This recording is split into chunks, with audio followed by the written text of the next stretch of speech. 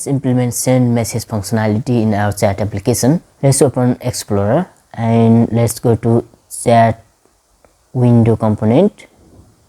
We have send message function here, and we have in chat window component HTML we have send message called here. So let's click this one. Let's implement send messages in chat service TS, and let's collapse this one, and here let's declare send message function, send message, which is a message of type string. Let's call here this dot chat messages dot update. Let's update our message first. Here messages goes to dot message, and let's append new message here, content message, and sender id this dot auth service dot current login user dot id, and another one we have receiver id this dot current open chat dot id, and another property we have created date. Let's say new date dot toString, and let's say is read by default false, and let's say id 0, and here let's say this dot hop connection dot invoke. Let's invoke our backend SignalR function, send message. Let's go to chat hub. We can see here, let's collapse this one and this one. Here we have send message function. We have send message method which accept here id, sender id, receiver id, content is read, and created date. So we need to invoke this function here.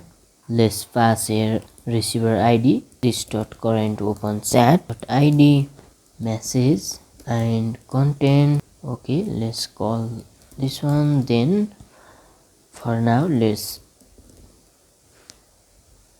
log this message in console, clg message. Let's say message send to, let's rename this one id, and let's catch error goes to, let's log this one in console, save it, and go to chat window component ts here, and let's implement send message functionality. Okay, first of all let's check if we don't have message, then return immediately, otherwise this dot chat service dot send message this dot message,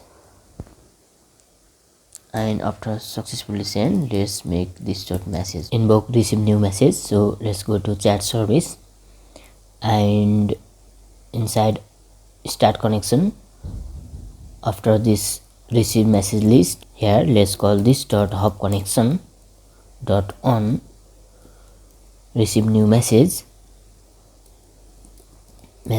of type message goes to, let's modify document title dot title, let's say one new message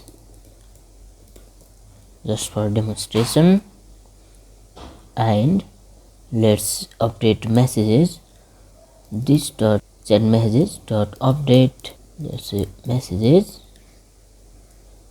goes to, let's spread our messages and add new message here. Let's open our application. Let's click this one, let's say hi, and let's press send. We can see hi message here.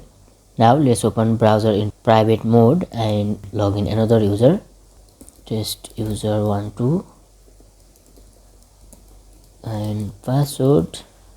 Let's click this user, let's send message, let's press send, and we can see hi here. Let's beautify this chat window. Let's go to chat box component ts, and here let's say dot chat box scroll behavior smooth, overflow hidden. Let's say padding 10 pixel, give background color F5, F5, F5, and let's say box shadow 0, 0, 10 pixel, and RGBA, comma 0, comma 0, comma 0.1, and let's give height 70 vs. Let's say border radius 5 pixel, and overflow y, let's say scroll. Save it, go to browser, let's open this user. We can see here scrollable chat box. Let's make this scroll slim. Here let's say chat box WebKit with 5 pixel and transition with 0.3 second, and let's say chat box, let's give dot class selector. Let's display this scroll bar on hover. Chat box, let's add here WebKit scroll bar and add here hover, and give style here with 5 pixel, and let's give style for chat box track WebKit scroll bar track, and let's give background color transparent, and border radius pixel. Let's give style for thumb chat box WebKit thumb. Let's copy this one,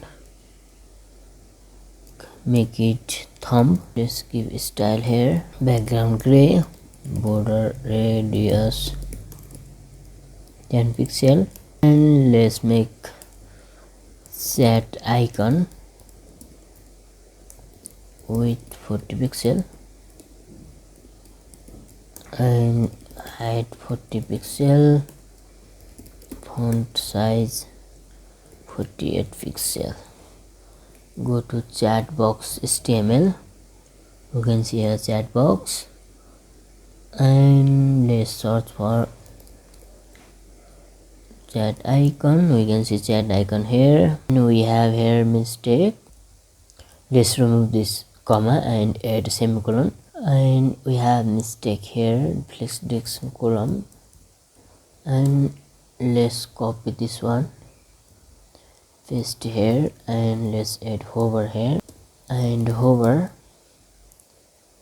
let's say background has 555, and let's add here hover.